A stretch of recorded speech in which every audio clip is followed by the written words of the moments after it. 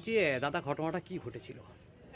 ঘটনা বলতে আমার মেয়ের এই কদিন আগে বিয়ে হয়েছে, সপ্তাহখানেক আট দিন হবে হয়তো। কিছু আবর্জনা ওই খাওয়া দাওয়ার মানে উচ্ছিষ্ট ফেলা হয়েছিল, মশা মাছি খুবই হচ্ছিল। আমি গত রাত্রে এই 9টা নাগাদ আমাদের বিআরপি যে সুপারভাইজার পুলক সামন্ত, ওকে ফোন করি যে দাদা আমার এখানটা খুব নোংরা আছে, তো এদিকে এলে যেন আমার এই বাড়ির আশপাশগুলো একটু মানে ব্লিচিং বা ওই স্প্রে করে দেওয়া হয়, যাতে পরিবেশটা একটু সুষ্ঠু হয়। তো সেই মতো ওরা এসেও ছিল।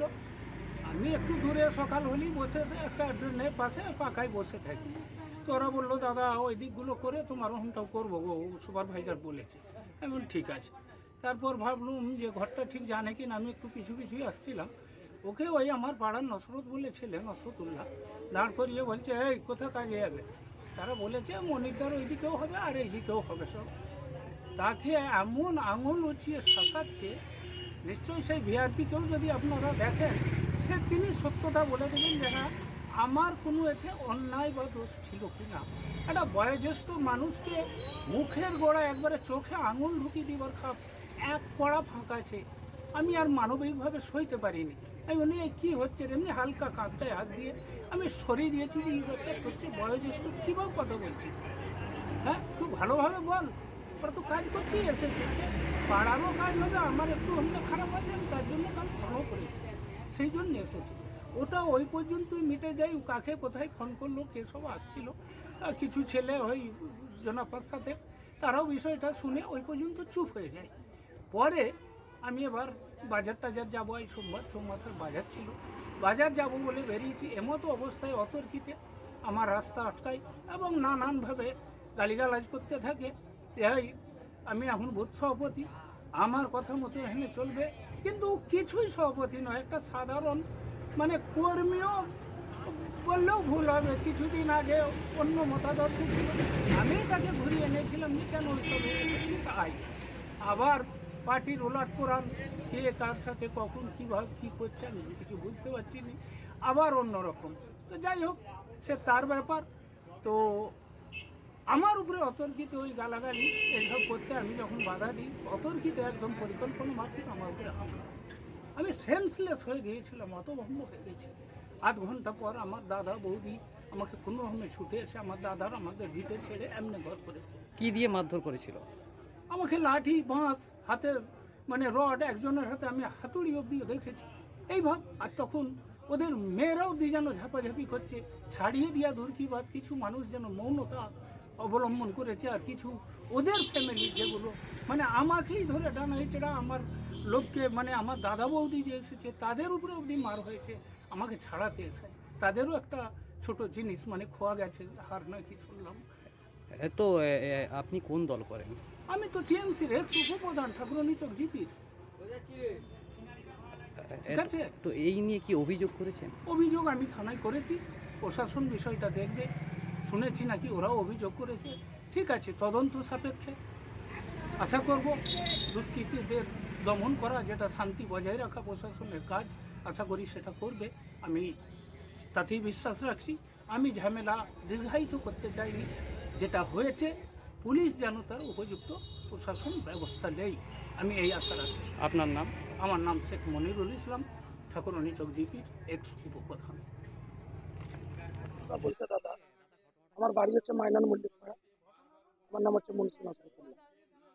আমি এখন এই মুহূর্তে তৃণমূল কংগ্রেসের একজন মানে কার্যকর্তা বা এই বুথের সুপারভাইজার। আমি আমার এখানে একটা সবজির দোকান আছে বাড়ির সামনে, সেখানে আমি দোকানটা সকালে খুলছিলাম। তারপরে দেখলাম যে আমার ঠাকুরনচক পঞ্চায়েতের কিছু ভিআরপি দাদা ভাইয়েরা এখানে আসছে। ওনাদেরকে জিজ্ঞেস করলাম যে কোথায় যাচ্ছে, কোথায় কাজ আছে আমার এই বুথে। ওনারা বললো যে এই বুথে এখানে কাজ আছে, এই যে মনিরদা আছে উনি হচ্ছে এই অঞ্চলে আগে প্রাক্তন উপপ্রধান ছিল বা মেম্বার ছিল বিগত 10 বছর। ওনার নেতৃত্বে ওনাদেরকে নিয়ে উনি ওনার ব্যক্তিগত কাজে বাড়ি নিয়ে যাচ্ছিল। যখন আমি ওই ভিআরপি ভাইদেরকে বললাম যে না, আমাকে না জিজ্ঞেস করে এ কাজ করা যাবে না, আপনারা এখানে থাকুন, তো ওনারা কথা শুনছিল না। তারপরে ওনাদেরকে জোর করে শেখ মনিরুল ইসলাম ওনাদেরকে বাড়ি নিয়ে যাচ্ছে। তখন আমার সাথে চেঁচামেচি হয় এবং আমাকে এসে হঠাৎ করে আমার বুকে ধাক্কা মারে। তারপরে যখন আমাদের সাথে চেঁচামেচি হওয়ার পর ওনাকে আমি বললাম যে এগুলো আপনার ঠিক হচ্ছে না, বলার পরে আমি যখন বাড়ি গেলাম, বাড়ি থেকে এসে দেখলাম যে ও নাকি সব মিথ্যে মিথ্যে কথা বলছে, যে আমি এসব করি না, আমি আমার মেম্বার থেকে থাকলাম, খেলা হচ্ছে। ওনারা সব এলো, আসার পরেতে ওনাকে বললো, উনি বলছেন আমি কোনো কিছুই করিনি, উনি মানে সব ছাপাই দিচ্ছে। তারপরেতে যখন আমার স্ত্রী ওখানে দোকানটা মানে সব মালপত্র উনি সাজাচ্ছিল, ওই মুহূর্তে ওনার ওখানে ভাই প্রেজেন্ট ছিল। ওনার ভাইকে যখন প্রশ্ন করা হয়েছে আপনার ভাইকে মানা করুন, এসব করছে আর করছে, ওনার তখন বললো যে না আমার ভাই কিছু করেনি। যে ভাই কিছু করেনি, আপনার ভাই এখনো নতুন করে মানে কি বিগত 10 বছর যে পার্টিতে ছিল তারপরে বিচের সাথে একটা আঘাত করেছে, আঘাত করে একটা মানে বাতাবরণ সৃষ্টি করছে, একটা মানে কি অশান্তি এই এলাকায়।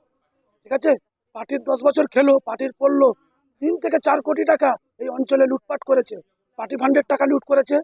আমার বুথের সমস্ত সরকারি প্রকল্প যেসব মানে কি সাবমার্সিবল, তারপরে জব কার্ডের টাকা ভরি ভরি লুট করেছে।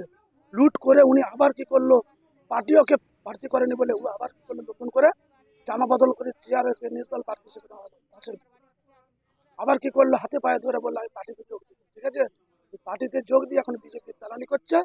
সামনে যে লোকসভা নির্বাচন ছিল উনি কোনো রকম কোনো পার্টির হয়ে কাজ করেনি। ঠিক আছে, তো উনি আবার নতুন করে চাইছে এখানে আমি মানে দাদাগিরি দেখাবো। এই রাস্তা দিয়ে যখন কোনো মানুষ যায় রাত্রে, এখানে দাঁড়ানো যাবে না, এবার বাড়ি চলে যাও। এই মানুষকে হুমকি, ওই মানুষকে হুমকি, একের পর এক একটা ঘটনা ওনার নজিরবিহীন আছে এই 67 নম্বর বুথে। যখন ওনার ভাইকে আমার স্ত্রী যখন বলে যে বা আমি যে বলি যে এরকম কেন করছে, আপনার ভাইকে মানা করুন, উনি বলছে মারপিট করলে মারপিট হবে। তখন উনি স্নান করতে করতে এসে আমার স্ত্রীকে রাস্তায় ফেলে গলায় পা দিয়ে, গলায় চেন ছিল ছেড়ে দিয়ে, মানে কি বুকে পিঠে এলোপাতাড়ি লাঠি বড, ঠিক আছে, তারপরে গোটা শরীরে আঘাত করেছে। হ্যাঁ, সারা শরীরে মানে কি উলঙ্গ করে উনি মানে কি মারধর করেছে। তারপরে তো ওই অবস্থা, আমার স্ত্রীকে কোনো কোনো প্রাণে বাঁচার জন্য আমি আমার স্ত্রীকে তড়িঘড়ি খানাকুল গ্রামীণ হাসপাতালে আমি চিকিৎসার জন্য নিয়ে যাই। ওখান থেকে মেডিকেল রিপোর্ট করে আমি থানায় একটা ওনার নামে এফআইআর খানাকুল। আমার নাম মুর্শিদ নসরতুল্লাহ। এখন বিজেপির দালালি করে এলাকায় বিশৃঙ্খলা ঘটাচ্ছে।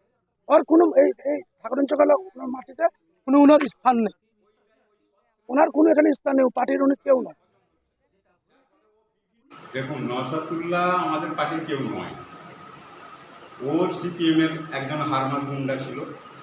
সিপিএম যখন সংগঠন শেষ হলো সিপিএমের, তখন ও আবার বিজেপিতে সুবিধাবাদী হিসাবে ঢুকেছে।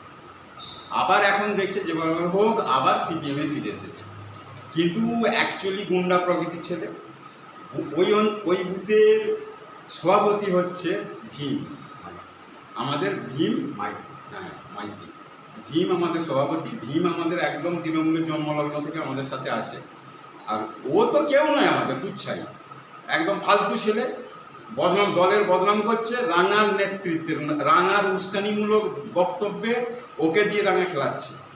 যার ফলে রাঙাকে আমরা তো অঞ্চল থেকে বারবার উপনেতৃত্বকে বলেছি ওকে না দল থেকে বহিষ্কার করা পর্যন্ত আমাদের খানাকুলো ওটা ঠাকুরানি চক ফেরার মানে নয়, ফিরবে না।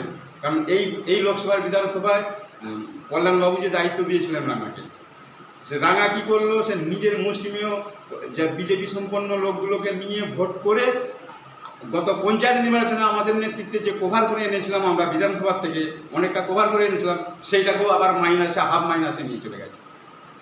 এইটাই হচ্ছে রাঙার কৃতিত্ব। এটা উপনেতৃত্বকে আমাদের জানানো হয়েছে, তারা সেগুলো ব্যবস্থা নেবে।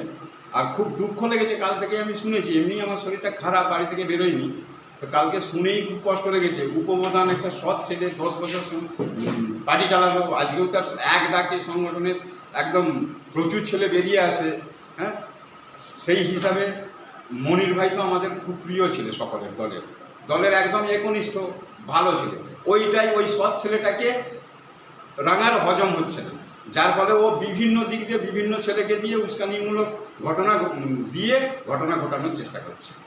আমি অঞ্চল সভাপতি, ঠাকুরানীচক অঞ্চল, কিঙ্কর মাঝি। আজকে আমার স্বামী সকালবেলায় দোকানে মাল সাজানোর পরে এখানে বিআরপি লোক আসছিল, আসতে তাদেরকে বলছে যে কোথায় কাজ হবে, তারা সোজা চলে যাচ্ছে। তার সঙ্গে আমাদের আগের উপপ্রধান যে ছিলেন মনিরুল শেখ, সে সাথে করে নিয়ে যাচ্ছে। তাকে জিজ্ঞাসা করছে যে তাকে কিছু আমরা বলিনি, তখন বলছে তোর সাথে কেন কথা বলবে, তুই কে? মনির বলতে দিয়ে তখন বলছে তুমি কে, মানে আমি এখানে সুপারভাইজার, আমি গ্রামের এক সুপারভাইজার, আমাকে এখানে দায়িত্ব দিচ্ছে, আমার কথা শুনে চলবে। তোর শুনবে না, তোর কোনো কথা চলবে না বলে ওকে বুকে ধাক্কা দিয়ে ফেলে দিতে। ও বাড়ি এসে এবারে ফোন করছে যখন, তখন আমরা ঘুম থেকে উঠে আমি তুমি কেন ধাক্কা দিলে, তখন ঘাটের কাছে আমি ছিলাম, বলতে আমাকেও ধাক্কা দিয়ে ওর দাদাকে বলতে, ওর দাদা এসে ওর ভাই ওর মেয়ে একটা ছিল মনিরের ভাইজি, বিয়ে হয়ে শ্বশুর বাড়ি থেকে এখানে বাপের বাড়ি বেড়াতে এসে সে শুদ্ধ এসে আমাদের ছেলে এখানে রাস্তায় ছেলে মারধর করে বলছে ওই যে মাথা ফুলে গেছে, তোকে এখানে গোটা শরীরে ব্যথা, পায়ে করে হাতে করে কিল ঘুষি মেরে একবারে আনাতে পারা। সোনার চেন ছিল আমার গলায় একটা, চেনটাকে ছেড়ে দিয়ে কানের খুলে পড়ে গেছিল, কানেরটা পেয়েছি চেনটা পাইনি। ঠিক আছে, হ্যাঁ, ওরা এখন কাজ স্প্রে করতে যেমন আসে সেই রকমই এসেছিল। এবারে আসতে আমাদের সামনে বাড়ির পাশে আইসিডিএস সেন্টার, ওইখানেই শুরু হয় কাজ।